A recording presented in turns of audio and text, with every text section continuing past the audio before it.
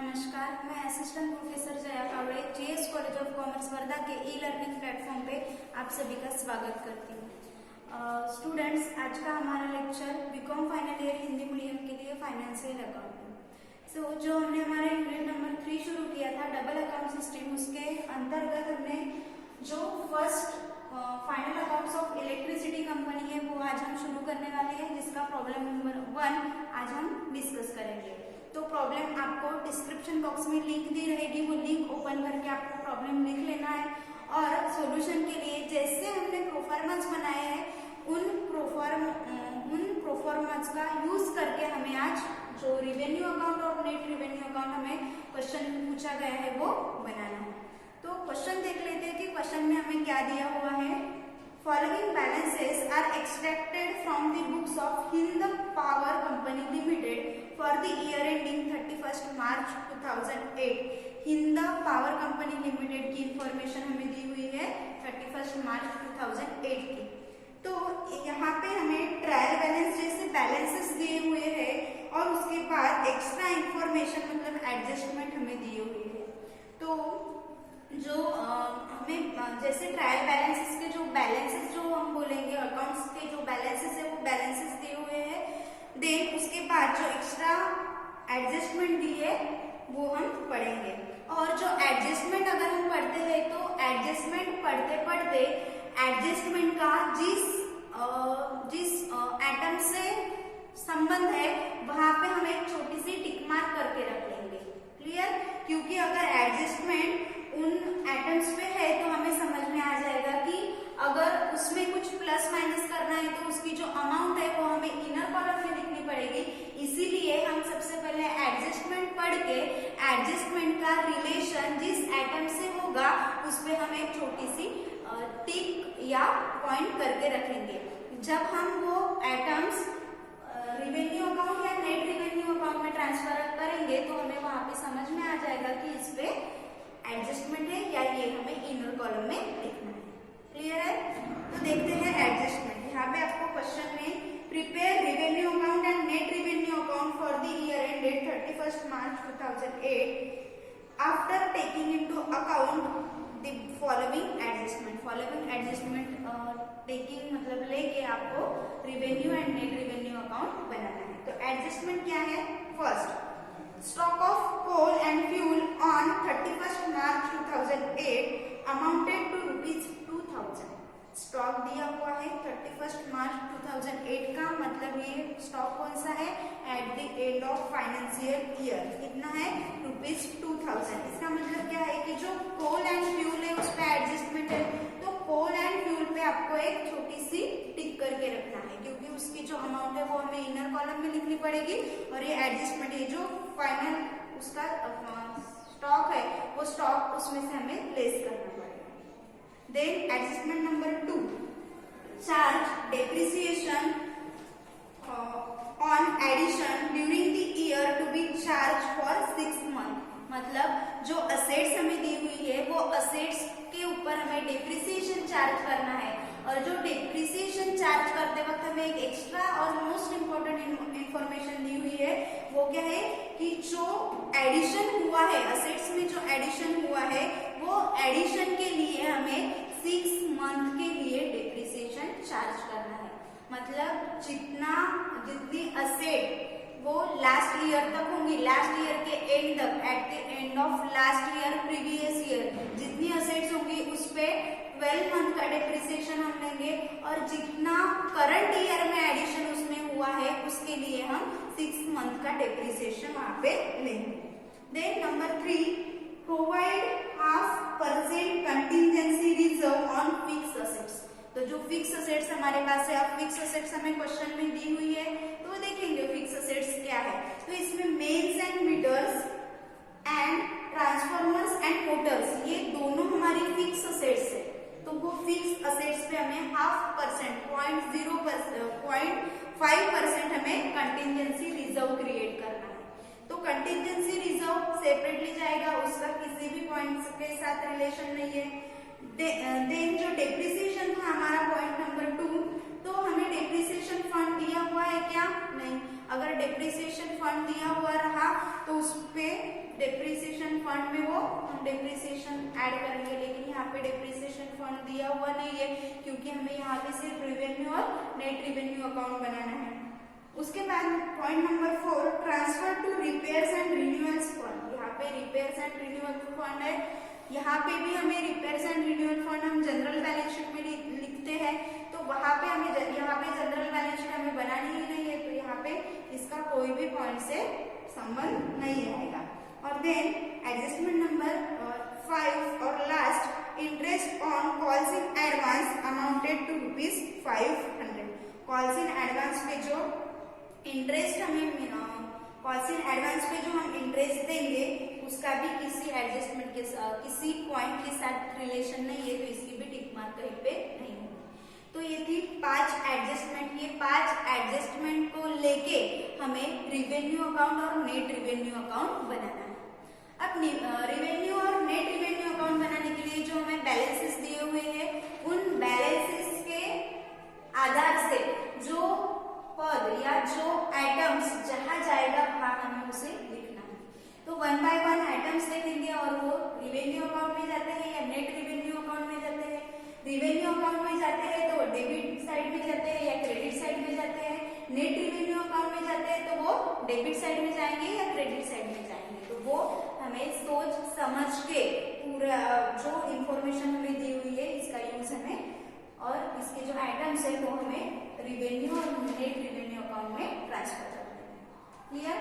सबसे पहले कोल and fuel purchase. यहाँ पे कोल एंड फ्यूल परचेस दिया हुआ है, इसे हम थोड़ी देर के लिए साइड में रखते हैं क्योंकि परचेस दिया है। यहाँ पे हो सकता है कोल एंड फ्यूल का ओपनिंग बैलेंस रह सकता है, क्लोजिंग बैलेंस तो हमारे पास है ही, हमें एडजस्टमेंट नंबर 1 में दिया हुआ है। क्लियर? तो यहाँ पे ये हम इसके लिए जगह छोड़ देते हैं या क्वेश्चन में देख लेते हैं कि ओपनिंग बैलेंस दिया हुआ है क्या। तो देखो यहाँ पे क्वेश्चन में ओपनिंग बैलेंस कहीं दिया हुआ है क्या, तो हाँ आपको stock of coal and fuel दिया हुआ है 1 अप्रैल 2007 का। तो 1 अप्रैल 2007 का जो स्टॉक दिया हुआ है वो कोल एंड फ्यूल का ओपनिंग बैलेंस है। तो सबसे पहले जो रिवेन्यू अकाउंट है वो रिवेन्यू अकाउंट में जब हम कोल एंड फ्यूल लेंगे तो कोल एंड फ्यूल का ओपनिंग बैलेंस हमें सबसे पहले लेना है। कोल एंड फ्यूल, तो यहाँ पे ओपनिंग स्टॉक सबसे पहले लेंगे हम, तो ओपनिंग स्टॉक कितना है ₹4000। अब ओपनिंग स्टॉक में जो परचेज किया है हमने कोल और फ्यूल वो यहाँ पे ऐड होगा, तो यहाँ पे ऐड होगा परचेज। परचेज कितना हुआ है 32,000, यहाँ पे 32,000 हम ऐड करेंगे, टोटल हो जाएगा इसका 36,000। अब जो टोटल कोल एंड फ्यूल हमारे पास है उसमें से हम क्लोजिंग स्टॉक लेस करेंगे, यहाँ पे लेस स्टॉक या क्लोजिंग स्टॉक। क्लोजिंग स्टॉक कितना है, क्लोजिंग स्टॉक कितना है ₹2000, एडजस्टमेंट नंबर 1 में दिया। हम लास्ट में भी ये एडजस्टमेंट कर सकते थे क्योंकि उसके हर एक एडजस्टमेंट के 2 इफेक्ट होते हैं।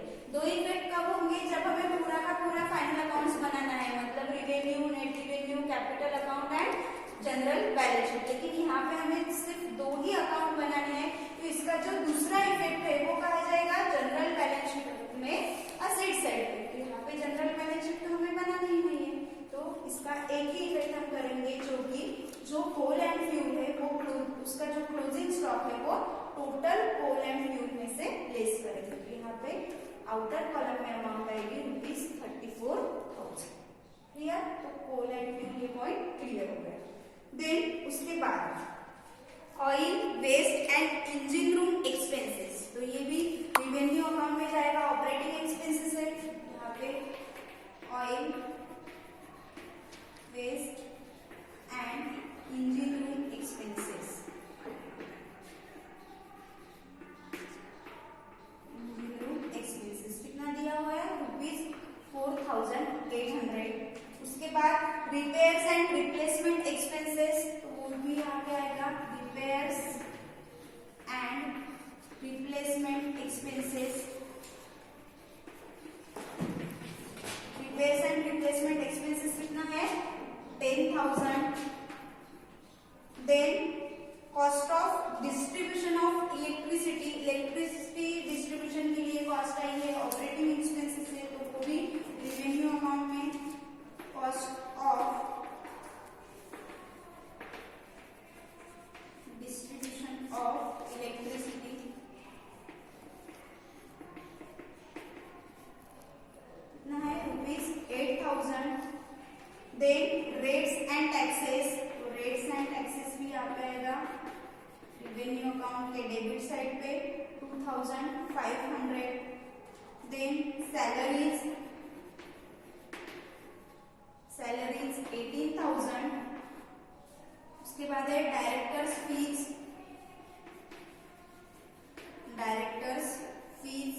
5,000 एंड इंसिडेंशियल एक्सपेंसेस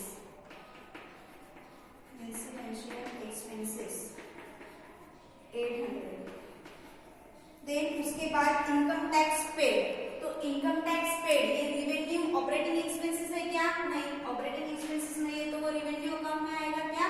नहीं, तो इनकम टैक्स कहा जाता है, तो इनकम टैक्स जाएगा नेट रिवेन्यू अकाउंट। क्लियर? तो नेट रिवेन्यू अकाउंट में हम income tax paid 6,000। Clear? Then उसके बाद है प्रिंटिंग एंड स्टेशनरी, तो printing and stationery revenue account operating expenses है, रिवेन्यू अकाउंट में जाएगा printing and stationery. Printing and stationery कितना है? 1,600। Then interest on debenture, interest on debenture कहा जाता है नेट रिवेन्यू अकाउंट पे, तो यहाँ पे इंटरेस्ट ऑन डिबेंचर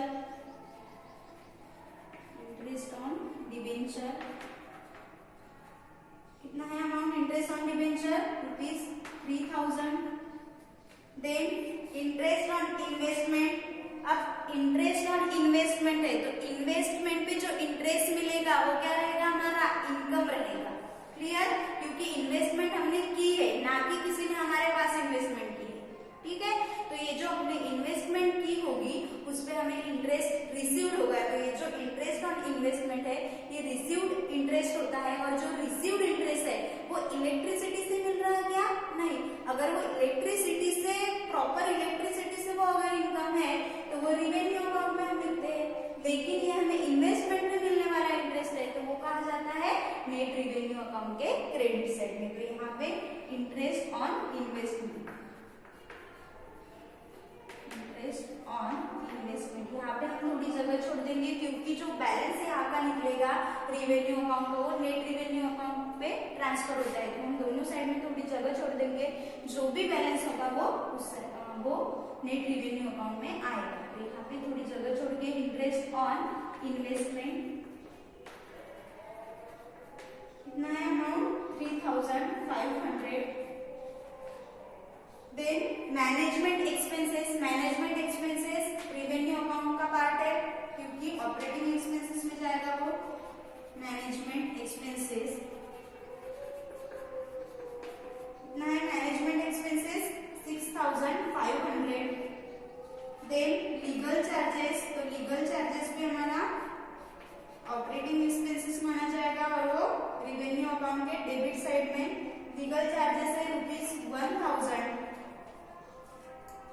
उसके बाद है रेंट मीटर्स, तो मीटर्स का जो रेंट है, अब इलेक्ट्रिसिटी कंपनी की हम बात करते हैं तो मीटर जो इलेक्ट्रिसिटी कंपनी है वो क्या करेगी? मीटर्स रेंट पे देगी, तो मीटर पे जो रेंट मिलेगा वो क्या रहेगा? कंपनी का इनकम रहेगा, और वो प्रॉपर उनका ऑपरेटिंग से इनकम वो जनरेट होने वाला है, तो मीटर्स पे जो रेंट मिलेगा वो कंपनी का इनकम होगा, और वो रिवेन्यू अकाउंट के क्रेडिट साइड पे जाएगा। तो यहाँ पे रेंट मीटर्स या मीटर्स रेंट ऐसे लिखेंगे। क्वेश्चन में हमें रेंट मीटर्स दिया हुआ है 10,800 हो जाएगा रिवेन्यू अकाउंट के क्रेडिट साइड में। Then stock of coal and fuel, इसका ट्रीटमेंट हमने कर दिया, ओपनिंग स्टॉक लिया है। Then sale of energy by meters, तो सेल ऑफ एनर्जी जो हमने सेल की है उससे हमें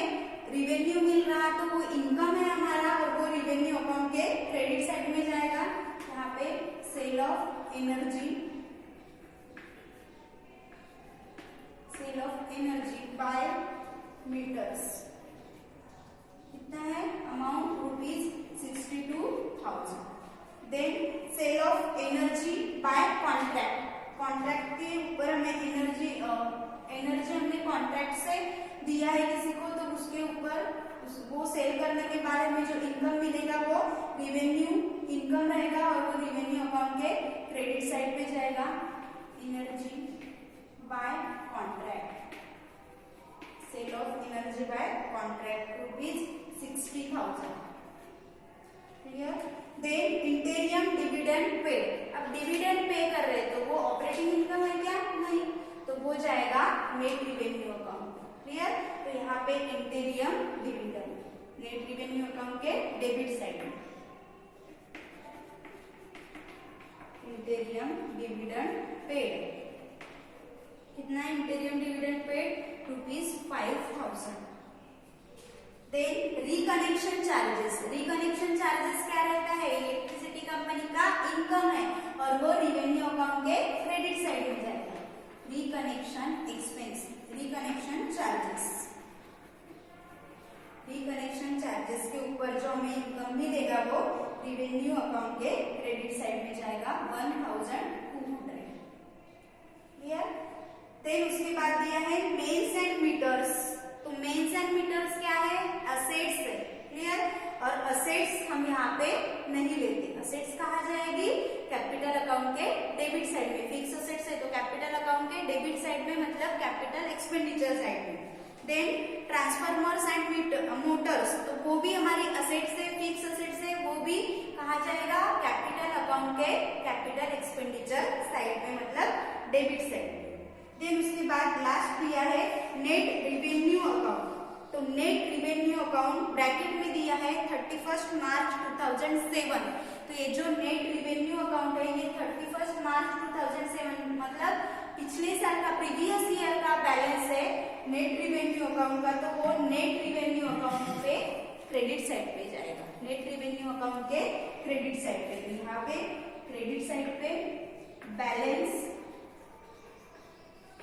और हम इसको बैलेंस ड्रॉप डाउन लिख सकते हैं। अमाउंट कितना है? ₹12,200, या फिर रिवेन्यू अकाउंट के नाम से भी हम लिख सकते हैं 12,200। बैलेंस लिख लिया हमने 12,200। क्लियर। देन क्वेश्चन का एडजस्टमेंट का पार्ट वहां से शुरू होता है। तो यहाँ पे जितने भी आइटम्स हमें दिए हुए थे वो हमने जो जगह पे जो आइटम्स जाता है उसको हमने ट्रांसफर कर दिया। अब एडजस्टमेंट देखते हैं और एडजस्टमेंट का इफेक्ट कौन सा कहाँ पे होगा। अब यहाँ पे दो इफेक्ट तो पॉसिबल ही नहीं है क्योंकि यहाँ पे हमने हाफ पोर्शन ही अभी सॉल्व कर रहे हैं। जो हाफ पोर्शन है वो मतलब यहाँ पे सिर्फ रिवेन्यू और नेट रिवेन्यू अकाउंट ही हमें बनाना है, तो इसके दो इफेक्ट तो यहाँ पे पॉसिबल ही नहीं है। तो जो एक इफेक्ट है वो यहाँ पे हम करेंगे। तो फर्स्ट एडजस्टमेंट थी हमारी stock of coal and fuel, उसका इफेक्ट हमने कर लिया। क्लोजिंग स्टॉक है वो, तो टोटल कोल एंड फ्यूल में से वो लेस हो गया, वो इफेक्ट हो गया। दूसरा इफेक्ट इसका कहाँ होगा? जनरल बैलेंस शीट के असेट साइड में जाएगा। यहाँ पे जनरल बैलेंस शीट नहीं है तो दूसरा इफेक्ट संभव ही नहीं है। Then adjustment number 2, charges depreciation charge करना है। अब डेप्रिसिएशन कहाँ जाएगा? रिवेन्यू अकाउंट के डेबिट साइड पे, तो यहाँ पे रिवेन्यू अकाउंट के डेबिट साइड पे डेप्रिसिएशन। अब डेप्रिसिएशन दो फिक्स असेट्स हमें दी हुई है, उसपे दोनों पे हमें डेप्रिसिएशन लेना पड़ेगा। तो यहाँ पे डेप्रिसिएशन हम लिखेंगे कॉलम एंड लाइन, उसको अंडरलाइन कर लेंगे। सबसे फर्स्ट असेट्स कौन सी है यहाँ पे? Mains and meters, mains and meters. Then उसके बाद transformers and motors, transformers and Motors,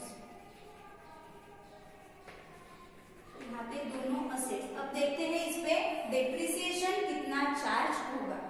तो डेप्रिसिएशन कितना चार्ज करना है तो आगे आपको दिया हुआ है on mains and meter @5%। Mains and meter पे कितना लेना है? @5%। और ट्रांसफार्मर्स एंड मोटर्स पे कितना लेना है? @10%। क्लियर। लेकिन यहाँ पे आपको एक एडिशन इंफॉर्मेशन दी हुई है ब्रैकेट में,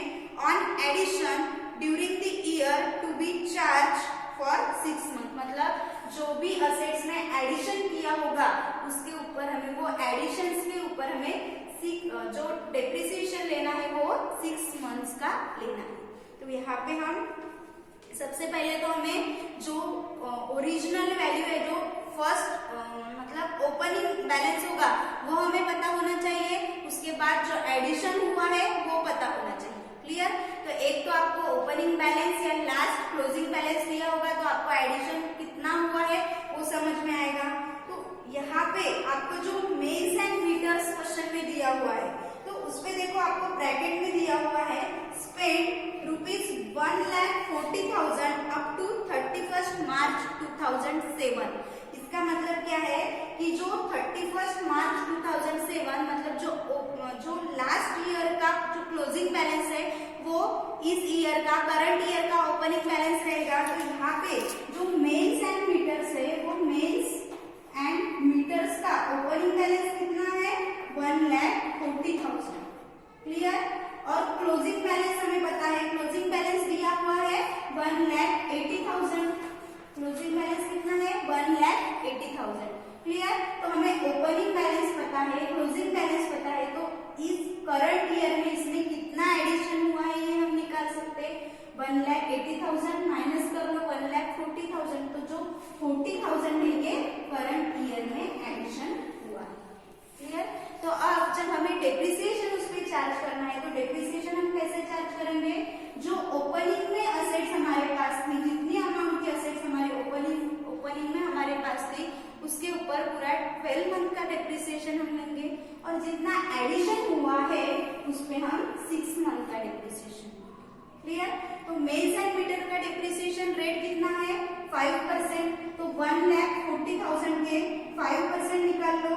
1,40,000 के अगर 5% आप लेते हैं तो यहाँ पे 10% हो जाएंगे 14,000 और 5% हो जाएंगे यहाँ पे 7,000। क्लियर?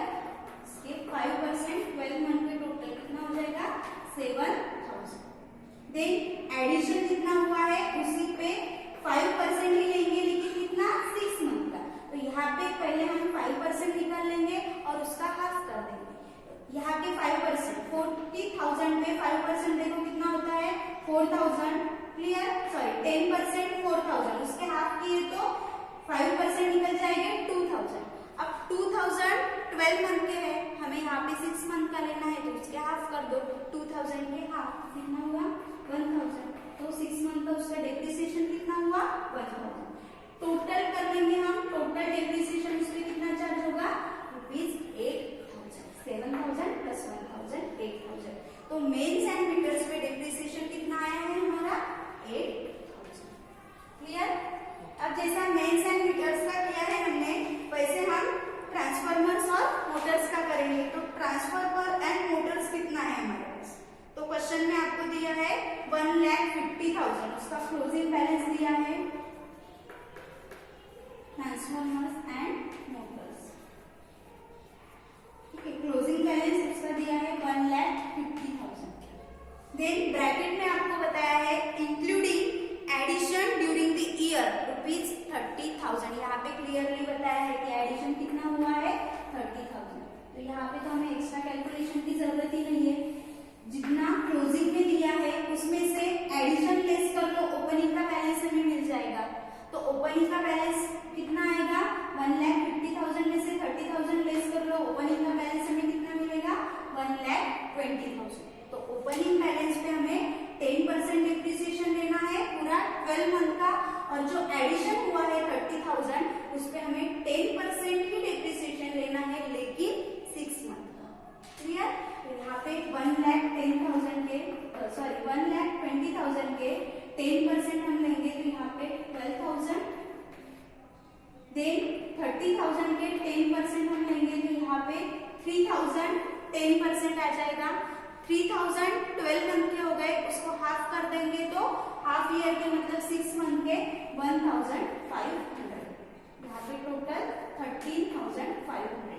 तो ट्रांसफार्मर्स एंड मीटर्स पे टोटल डेप्रिसिएशन कितना चार्ज होगा 13,500। तो डेप्रिसिएशन में हम लेंगे 13,500।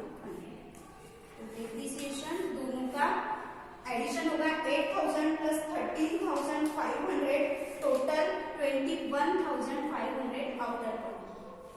ठीक है, इसका दूसरा इफेक्ट क्या होगा, जो डेप्रिसिएशन फंड हम लिखते हैं वो डेप्रिसिएशन फंड में ऐड हो जाएगा। ठीक है, एडजस्टमेंट नंबर 2 कंप्लीट हो गई।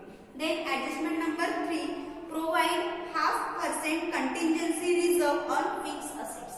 अब कंटिजेंसी रिजर्व क्रिएट करना है।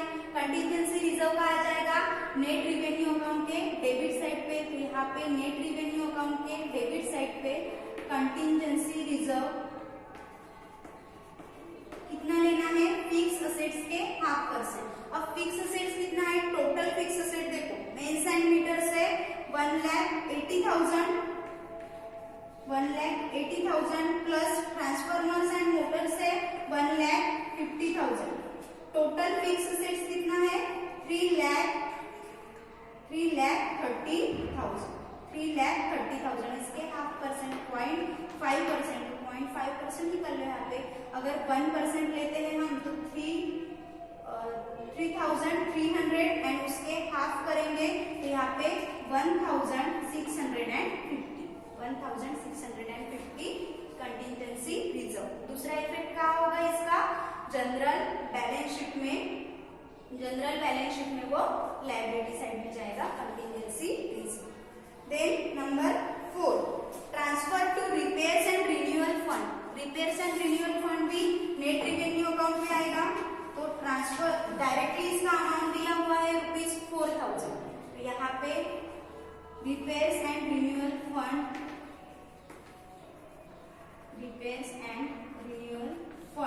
कितना है, ₹4,000। इसका दूसरा इफेक्ट कहाँ होगा, जनरल बैलेंस शीट के लायबिलिटी साइड में। And last, interest on policy advance amounted to ₹500। अब पॉलिसी एडवांस जो हमारे पास आया है उसमें हमें इंटरेस्ट देना है, तो हमारा एक्सपेंसेस है, और जो इंटरेस्ट ऑन पॉलिसी एडवांस का जो इंटरेस्ट है वो जाएगा नेट रिवेन्यू अकाउंट के डेबिट साइड में। यहाँ पे interest on policy advance, interest on policy advance ₹500। तो इस तरह से जो एडजस्टमेंट हमें दी हुई थी उसके सारे इफेक्ट हमने कर लिए हैं। अब बैलेंसिंग करेंगे। सबसे पहले हमें रिवेन्यू अकाउंट क्लोज करना है, उसके बाद नेट रिवेन्यू अकाउंट क्लोज होगा। तो रिवेन्यू अकाउंट क्लोज करने के लिए यहाँ पे हम दोनों साइड की टोटल, इसका बैलेंसिंग करने का क्या तरीका है, दोनों साइड की टोटल हम रफ में कर लेते हैं। जिस साइड की टोटल ज्यादा आएगी उस साइड से वो ज्यादा टोटल से हमें कम टोटल लेस कर लेना है, जो भी बचेगा वो बैलेंस हमें नेट रिवेन्यू अकाउंट को ट्रांसफर कर लेना है। तो यहाँ पे क्रेडिट की टोटल हम करते हैं, तो यहाँ पे जो क्रेडिट की टोटल आती है 1,34,000। हमें डेबिट की भी 1,34,000 करना है, तो यहाँ पे बैलेंस आता है हमारा, वो बैलेंस ट्रांसफर होगा नेट रिवेन्यू अकाउंट को। यहाँ पे balance carry to net revenue account, balance carry to net revenue account. यहाँ पे बैलेंस आएगा हमारा 20,300। इसका टोटल हो जाएगा 1,34,000। अब ये जो बैलेंस आया है कौन सा बैलेंस है, ये क्रेडिट बैलेंस है, क्योंकि क्रेडिट साइड की टोटल ज्यादा डेबिट की कम। तो ये जो क्रेडिट बैलेंस यहाँ पे आया है वो नेट रिवेन्यू अकाउंट के क्रेडिट साइड में जाएगा। क्लियर, क्रेडिट बैलेंस है लेकिन डेबिट में है, वो नेट रिवेन्यू अकाउंट के क्रेडिट साइड में जाएगा। यहाँ पे ये बैलेंस आएगा, balance carried from revenue account, ऐसा हम लिख सकते हैं। तो बैलेंस ड्रॉप डाउन भी लिख सकते हैं हम, कौन सा है ये, 31 मार्च 2008। कितना है बैलेंस, 20,300। 20,300। अब लास्ट में नेट रिवेन्यू अकाउंट का भी बैलेंसिंग होगा। नेट रिवेन्यू अकाउंट का भी बैलेंसिंग उसी तरह से होगा जैसे हमने रिवेन्यू अकाउंट का किया है, दोनों साइड की टोटल रफ में करके बैलेंस निकालना है।